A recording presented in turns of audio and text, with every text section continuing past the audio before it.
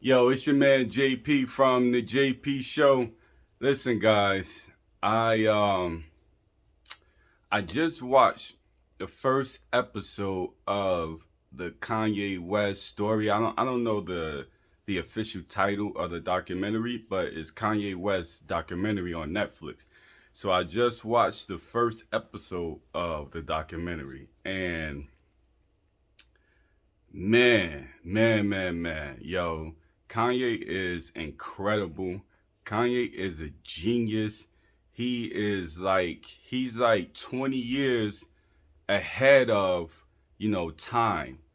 And watching this documentary, it it like inspired me and it brought so much fire inside of me because like I'm watching like the relationship between Kanye and his mother and how dope, like how dope his mother is. And a lot of people don't know this about me, but I was adopted or whatever when I was younger.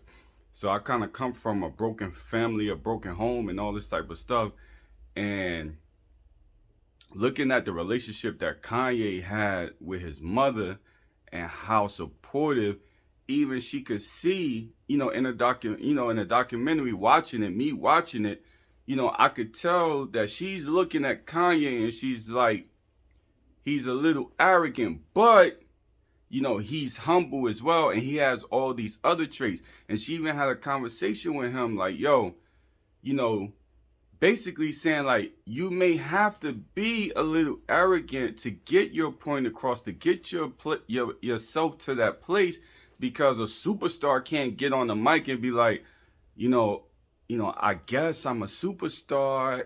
Maybe a superstar has to create and has to get on the mic and usher in a wave. And she was saying, something like that on a documentary, but just the support system. You know what I'm saying? Like, I come from a broken family and a broken household and being adopted and being in foster homes and foster care and stuff like that.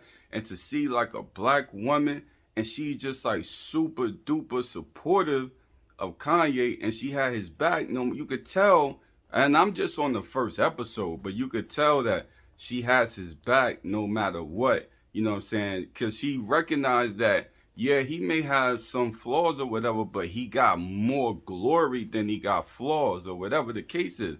And just looking at her, she was rapping with him and smiling with him, and like her smile was just so incredible and so beautiful. You know what I'm saying? Like Kanye mother was super, super dope, but I just love that support.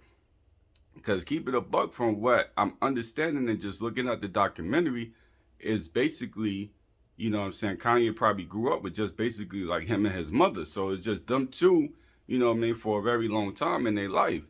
So she's just super, super supportive, man. Incredible. She's like just the conversation and the jewels, like the jewels that she was giving him was just like super, super dope, man. But going back to Kanye, he was a genius, or he is a genius, and he's like 20, 30, 40 years, what I'm saying, in the future. But just in the documentary, and I'm only on the first episode, just seeing how, as black people, we laugh in your face and what I'm saying, behind your back we talk shit about you. Just watching the documentary and one of these guys from Chicago and Kanye was laughing it up with him and giving him his love and showing him his love. And then when Kanye turned his back, the dude went on the radio station and he started talking trash about Kanye. But it's so crazy that, what I'm saying, like as black people, we have no unity. You know what I'm saying? Like in order for us really to get to a place, what I'm saying, that we all can succeed, we got to unite. We have to start uniting as one. And this documentary is like 20 years ago. So the same stuff that was going on then is going on now. You know what I mean? So it's like I'm watching it and I'm just getting fired up. And I'm not even going to lie, like I kind of been in a slump. A lot of you guys probably, I don't know if you didn't notice or if you don't care or whatever the case is, but I haven't really recorded in the last 2 weeks because I kind of been in a slump or whatever. And sometimes you need something to inspire you. You know what I'm saying? Sometimes you need something to get you back going again or whatever. And sometimes I could, a lot of times I could find it within myself. You know what I'm saying? And I was going to record on Tuesday, but then I kind of like fell back into like a little slump or whatever because sometimes I think like with my show, the JP show, sometimes I feel like it's falling on deaf's ears or whatever the case is, and I'm doing all the work. I'm pumping work. I'm doing more work on the JP show than I'm doing in other things that I really need to be doing. You know what I'm saying? So I'm pumping in a lot of work, and I'm only seeing the benefits. I'm not really seeing the benefits. And I know if people telling me, JP, it takes time, and I got it. But like for me, I don't have anybody to push me. And all the pushing that I'm getting is inside of me. You know what I'm saying? I'm pushing myself. I'm inspiring myself. And this is the first time for me being able to look at somebody else. I'm looking at Kanye and he's inspiring me. That's why I'm recording right now, because I'm looking at Kanye and Kanye inspired me. And just like his tunnel vision, and he's not looking side to side, he's only looking straight forward. You know what I'm saying? And Kanye to this day is somewhat still like this. You know what I'm saying? But he's on a whole bigger scale. But Kanye still is someone like this. So I just came today, you know what I'm saying, because the first episode touched on so many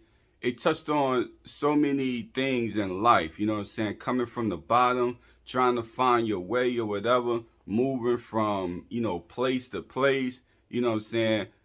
The documentary shows just a crazy amount of black people.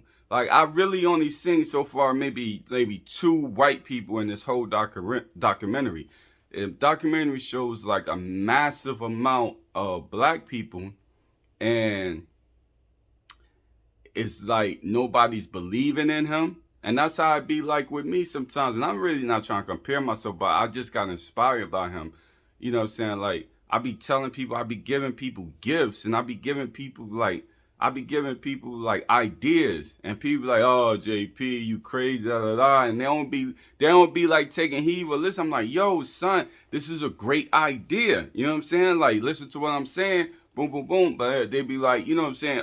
Like, people don't believe. People don't believe in you. It's so crazy that it's like this, man. Like, people really do not believe in you. And you got to do so much, like, you got to really pop in order for them to believe. But they won't believe in you on the ground level. You know what I'm saying? You got to go to a higher level, and you got to become a celeb or whatever for them to, now they want to believe. I'm pretty sure a lot of people that Kanye told when he was trying to get a record deal, like, yo, this is what it is. And they didn't believe. He goes into Rockefeller office, and he's talking to a couple of females. If y'all watch the first episode, you know exactly what I'm talking about.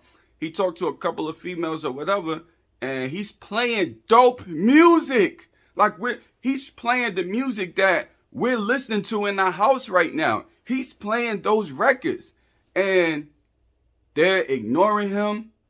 Like, come on, like, to be honest with you, if I'm not trying to be hard on the ladies or whatever, you know what I mean? But if it was a man, I would say the same thing. But whoever those 2 women was, I hope they're not still in the music industry, because they can't tell talent.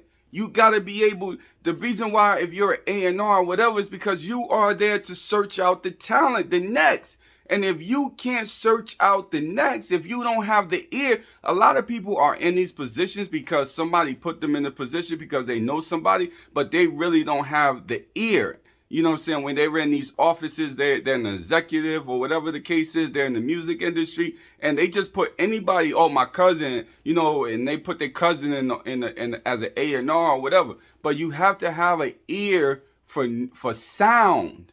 That's why you gotta be. Come on, how could you Kanye West play you Jesus Walks and all these dope records? I forget the record, the name of the record, but it all falls down. I'm telling you up. He plays that record. How could you not hear that record and be like, jump everybody else? Yo, one thing I could say about Talib and Mos Def is that they're the dopest ever, and Talib and Mos Def, You know what I'm saying? They knew Kanye was going to be Kanye before he even blew up. But you got other people, they're waiting for the next Jay-Z or the next this is the next. You know what I'm saying? This is the wave. This is the next. And you can see as Kanye came, now we got Drake. You know what I'm saying? So Kanye ushered in Drake. You know what I'm saying? But it's just so crazy that I'm watching it and I'm seeing like sisters and I'm seeing brothers. You know what I'm saying? They're saying that they fighting for Kanye to get a record deal, and you know Kanye going into these offices and he putting his music on. He's performing for them right then and there, and they basically like they can't hear because they're not supposed to be in this field of work because they can't hear the sound. And he's bringing in a new sound on top of that. So they have no idea. Somebody actually, sometimes people have to tell them. You know what I'm saying? It's great that Kanye is who he is because he's breaking down barriers and walls and he's fighting. He's like, and you can see in that documentary, he's fighting to get to a position. But just imagine if he had an inkling of, you know, didn't have the confidence that he has, that we know him to have. Just imagine if his confidence wasn't on 1,000 and it was on, you know what I'm saying, 999. He would probably fall back and he would probably be like, dang, you know what I'm saying? I ain't nobody, everybody's turning their back against him. But good thing that his confidence is where it is. So I'm just coming today and I'm just like super blessed, super thankful. I watched this episode. My man, I got to shout out my man, Danny. You know what I'm saying? My man, Cuba. You know what I mean? He put me on. He told me, oh, you got to watch it. You got to watch it. And I didn't even have Netflix because I cut it off because it just charged it too much. But he was like, yo, you got to watch it. So I just turned it on. You know, I turned it back on and it's really inspired the heck out of me and it's driven me and it's giving me that. Usually I have to internally get motivation because there's no motivation out here. Like I look at all, you know, people that I know, I look at all my friends, I look at everybody and nobody's motivating me. I remember back in the day, I used to see people or whatever and I used to get motivation by other people, what other people were doing or whatever. And it would motivate me to do my thing or whatever. It would inspire me. And now, you know, because sometimes we need a little bit of inspiration. We need a little bit of motivation. You know what I'm saying? Because we getting constantly, you know, as brothers and sisters, we constantly getting knocked down. And it's good to you see somebody doing well, or, you know what I mean, striving to be their best and they working at it and they inspire you. And then you doing your thing and you can inspire them when they get low. So just watching this Kanye, I just wanted to come through real quick. Watching this Kanye documentary just inspired me to get back on the camera, you know what I'm saying? And to get back doing what I love to do and, you know, just giving me that oomph. And sometimes you just need that oomph. But shout out to Kanye. Shout out to his mother. Rest in peace. You know what I'm saying? Shout out to everybody that believed in Kanye. Talib Kweli, you know what I'm saying? Mos Def. Those was the two main people so far in the first episode. And the brother that's recording or whatever, I think his name is Cooley or something like that. Shout out to them brothers because I could tell that they really believed in Kanye, you know what I'm saying? And everybody else, you know, even from Jay-Z to Dame, you know what I'm saying, to everybody that they show. And I mean, they show in the first episode like some real heavy hitters, you know what I'm saying, record labels and all, right, heavy hitters. And they all basically, because they can't hear the sound and they looking for the next Jay-Z, that they turned their back and they, you know what I'm saying? Even Scarface, they show Scarface in the studio with Kanye. And Kanye wanted him to be on Jesus Walks. And he couldn't do it. And I could tell, you know what I'm saying? I could tell Jesus Walks might have been too much for Scarface because he was trying to move past Jesus Walks and he wanted to hear other stuff that Kanye had or whatever. Kanye brought him in the studio specifically for Jesus Walks. And he's trying to move past Jesus Walks into, you know, he want to hear other stuff that Kanye was doing or whatever. And Kanye's asking him like, yo, can you do this hook or whatever?